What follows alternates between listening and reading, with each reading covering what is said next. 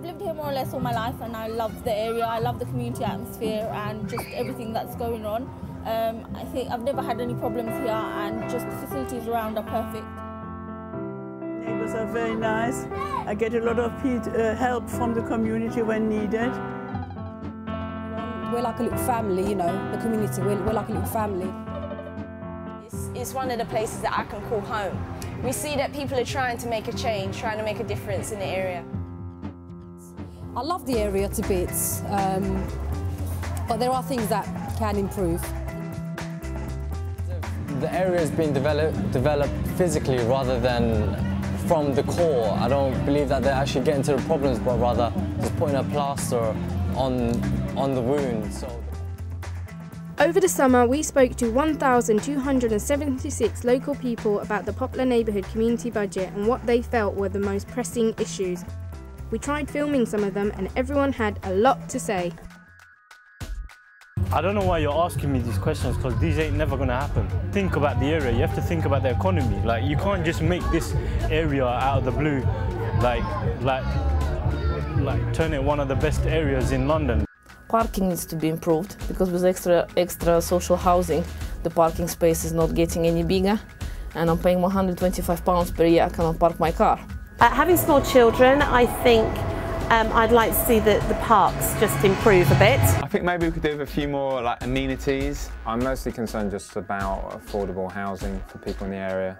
There is always some kids taking drugs. There isn't something specifically for women. There are mosques and other places, but there's not a place where, for example, it's catered for women and children as well. There should be more evening facilities for people like myself that are working. And there should be zebra crossings on all types of roads. The people that run the country, as in the people like the doctors, the MPs and everybody who lives out of London, need to understand better about the inside of London and how people live.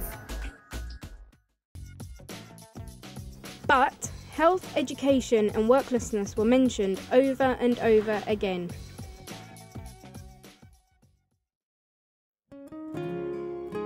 For the surgery service, I would like to change the appointment policy. You know, I have a child with a disability who I can't get an appointment for, and that's concerning. And I've always said to them, you know, look, you need to change the system.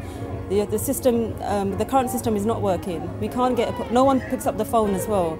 So this is really stressing me out, and you know, I'm quite angry as well, and I just feel like I can't turn to no one and no one is really listening. I never get an appointment. Whenever I need it, they give it after 2 weeks time.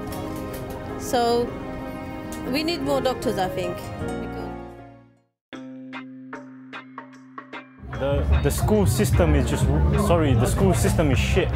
Not gonna lie, first improve the school, improve the education, that's the basis of things.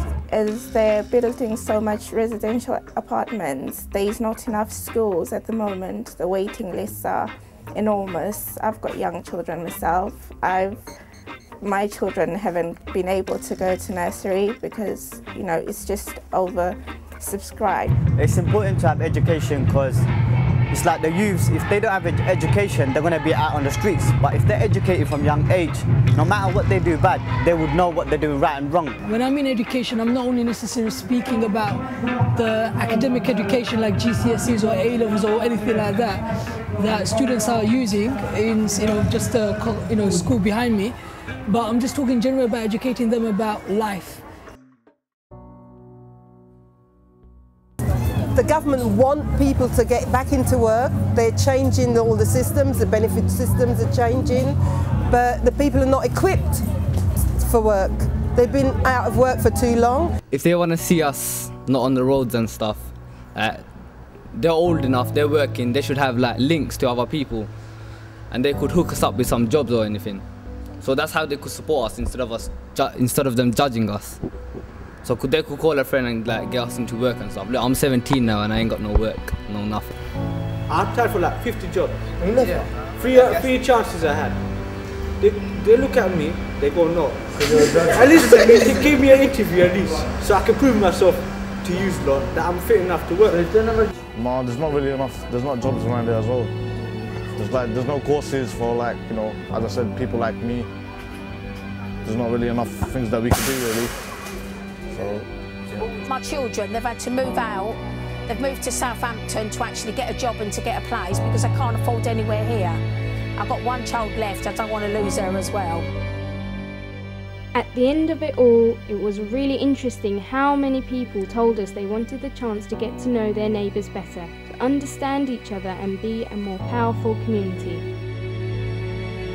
And I'd like to see more community spirit, more community centres, more festivals like this where the community really comes together.